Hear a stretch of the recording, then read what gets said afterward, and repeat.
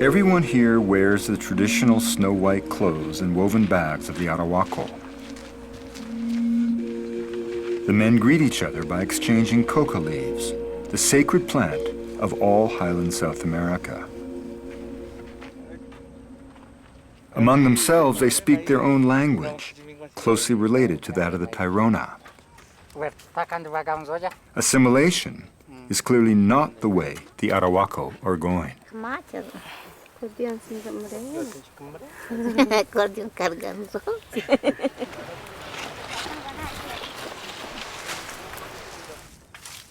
There are about 20,000 Arhuacos, and most of their lives are spent moving between villages and family farms above Nabusimake.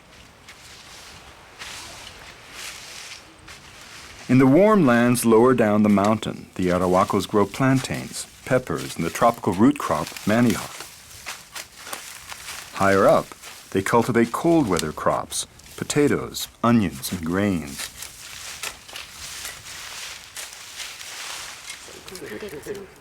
Wherever they can, they grow the plant which is a source of so much violence and so much beauty in their world, coca.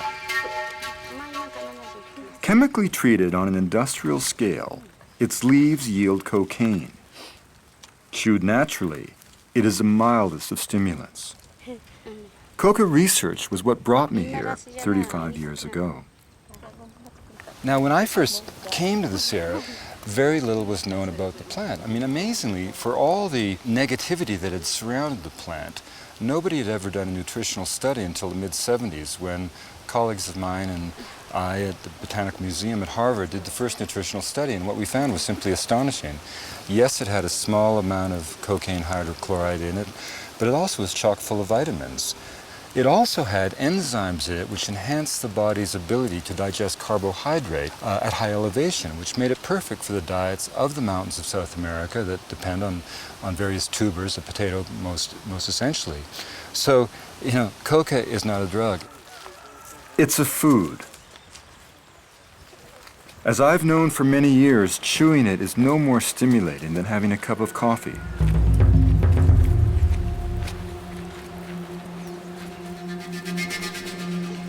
You never see an Arhuaco man without his bag of coca leaves and his poporo, the gourd he fills with burnt and powdered seashells.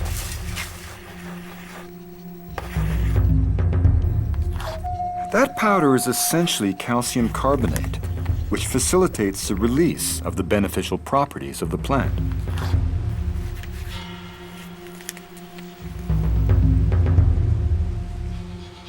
One of the first things you notice in the Sierra is that while only women harvest coca, only men chew it. The clear distinction between the activities of men and women seems to be characteristic of the Arhuaco world.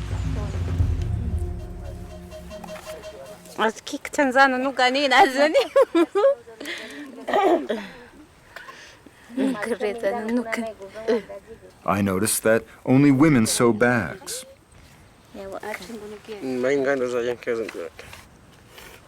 Only men sew hats and weave clothes. The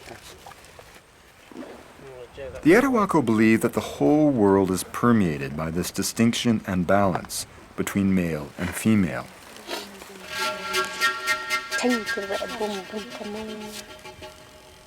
It is an order of things which was dictated by the creator gods, Saranqua, and the Great Mother. The Great Mother's commandments about the care of all things in nature are what the Arhuacos call her law. It seems a miracle to me that it has survived through all these centuries of conflict. I finally get a chance to ask Danilo how his people have coped with the years of violence.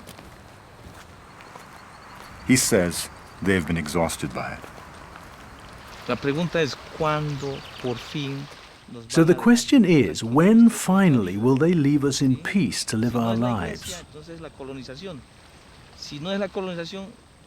If it's not the church, it's the colonization of our lands. If it's not the colonization, it's government programs. If it's not the politics of the government, it's the violent groups who don't respect or recognize anybody. So we live constantly trying to avoid being hit from one side or the other. Danilo makes it clear that their tradition has been their refuge from the violence, and what keeps it strong are their priests, the mamos.